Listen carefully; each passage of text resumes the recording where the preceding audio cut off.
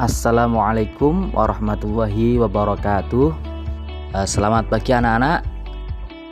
Berjumpa lagi dengan Bapak Muhammad Rifai.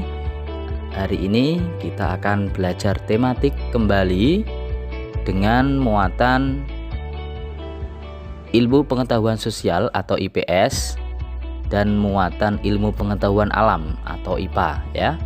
Oke, apakah anak-anak sudah siap untuk belajar hari ini? Oke, sebelum kita mulai pelajarannya, marilah kita berdoa bersama-sama. Bismillahirrahmanirrahim. Kali ini kita akan belajar tentang posisi dan peran Indonesia di bidang ekonomi dalam lingkup ASEAN. Baik anak-anak, posisi dan peran Indonesia pada pelajaran sebelumnya sangat penting di ASEAN. Contohnya, Indonesia adalah salah satu pemrakarsa berdirinya ASEAN. Indonesia juga negara yang pertama kali ditempati sebagai KTT. Nah, sekarang kita akan membahas posisi dan peran Indonesia di bidang ekonomi dalam lingkup ASEAN. Peran yang pertama adalah posisi dan peran yang pertama adalah melakukan promosi dalam bidang pariwisata dan perdagangan.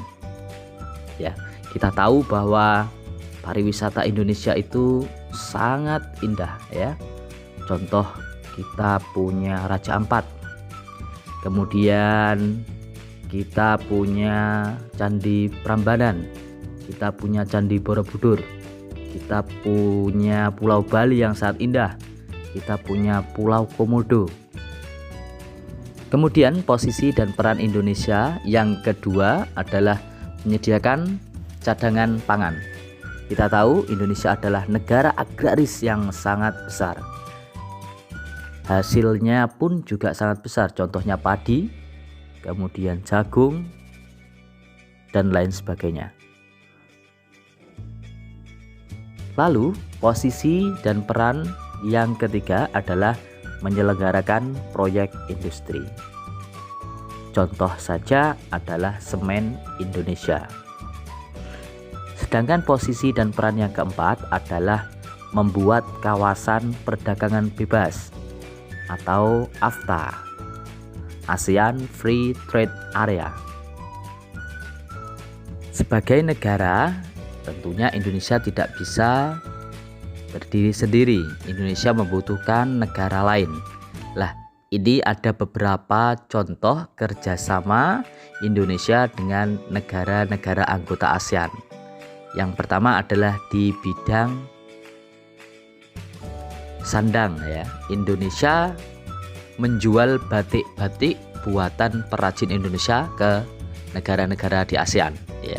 Batik ini sangat terkenal dan sudah diakui di dunia merupakan bagian dari Indonesia. Jadi kita mengekspor batik. Selanjutnya, Indonesia juga mengekspor kain wol dan kapas yang merupakan bahan baku pembuatan pakaian. Yang ketiga, Indonesia mengimpor ya, mendatangkan mesin-mesin pembuat pakaian berskala besar dari negara Singapura. Dan yang keempat, Indonesia juga mengimpor benang sintetis dari Malaysia. Selanjutnya, kerjasama ekonomi di bidang pangan. Hasil pangan Indonesia seperti tepung tapioka, lada, dan kina itu diekspor ke Singapura. Sementara kopi dan sayuran diekspor ke Malaysia. Tapi Indonesia juga mengimpor hasil pangan, contohnya beras, gula, buah-buahan, dan madu dari Thailand dan Filipina. Selanjutnya adalah kegiatan ekonomi. Indonesia memiliki hutan yang luas. Indonesia merupakan negara yang beriklim tropis, hutannya juga luas. Hasil hutan seperti kayu banyak diekspor ke negara-negara ASEAN seperti kayu jati ini ke Malaysia, kemudian kayu lapis ke Thailand, dan kayu mahoni ke Singapura. Sedangkan untuk semen putih sebagai bahan baku pembuatan rumah ini diimpor dari Filipina. Kemudian getah karet juga diekspor ke Singapura. Ini bahan-bahan ini digunakan sebagai bahan bangunan. Nah, selain dalam bidang sandang, pangan, dan papan untuk bangunan tadi, Indonesia juga melakukan kerjasama dalam bidang pertukaran barang tambang. Ya, kita tahu bahwa Indonesia ini adalah negara yang memiliki sumber daya alam yang kaya, termasuk barang tambang. Indonesia melakukan ekspor beberapa barang tambang, contohnya minyak bumi mentah, batu bara, besi, baja, aluminium, timah putih, dan gas alam ke Malaysia, Filipina, dan Singapura. Dari kerjasama tadi antara Indonesia dengan negara-negara anggota ASEAN, ada manfaatnya tentunya ya. Lah, manfaat kerjasama ASEAN bagi Indonesia yang pertama adalah meningkatkan pendapatan negara. Ya, semakin kita sering mengekspor barang, maka pendapatan negara juga semakin bertambah. Kemudian yang kedua, manfaatnya adalah mengurangi pengangguran. Semakin banyak kerjasama, tentunya semakin banyak pekerjaan yang ditawarkan dan akan mengurangi pengangguran. Coba untuk mengetahui materi yang tadi, anak-anak bisa mengisi peta konsep, posisi, dan peran Indonesia di bidang ekonomi dalam lingkup ASEAN. Seperti pada contoh ini. Selanjutnya kita akan belajar tentang magnet. Nah, anak-anak tentunya ada sebagian yang sudah pernah mengenal magnet. Nah, pada kali ini kita akan belajar bentuk-bentuk magnet dan sifat-sifat magnet. Nah, sebelum kita belajar tentang bentuk dan sifat-sifat magnet, ada pengetahuan nih untukmu. Lebih dari 2000 tahun yang lalu, orang Yunani yang hidup di Magnesia menemukan batu yang istimewa. Batu tersebut dapat menarik benda-benda yang mengandung logam. Ketika batu itu digantung, batu itu berputar. Salah satu ujungnya selalu menunjuk ke arah utara.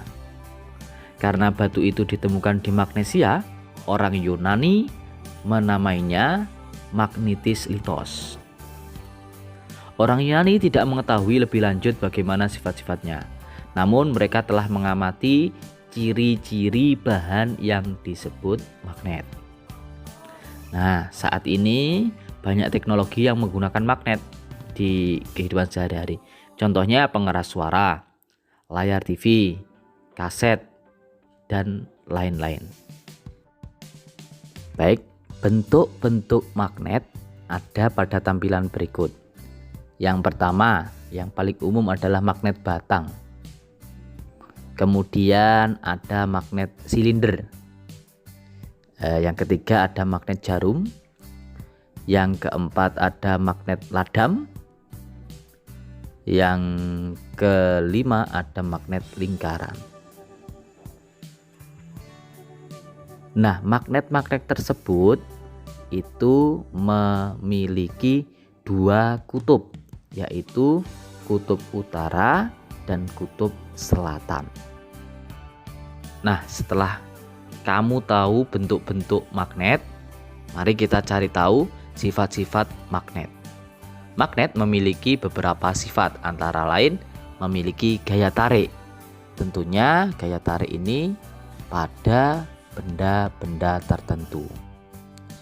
Yang kedua, magnet memiliki dua buah kutub, seperti tadi ya, yaitu kutub utara dan kutub selatan. Selanjutnya, kutub senama bila didekatkan akan tolak menolak. Sedangkan kutub yang tidak senama jika didekatkan akan tarik-menarik. Sifat magnet selanjutnya yaitu memiliki gaya yang dapat menembus benda tertentu. Contohnya adalah kertas, plastik tipis. Dan yang terakhir, magnet dapat menarik benda-benda tertentu.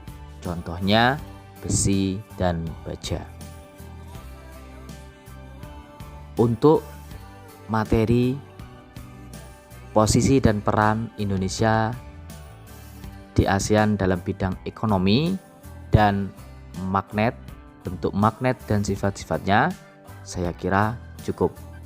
Semoga video ini bisa bermanfaat dan mari kita akhiri pelajaran dengan bacaan Alhamdulillahirrabbilalamin. Sekian dari Bapak. Saya akhiri. Assalamualaikum warahmatullahi wabarakatuh.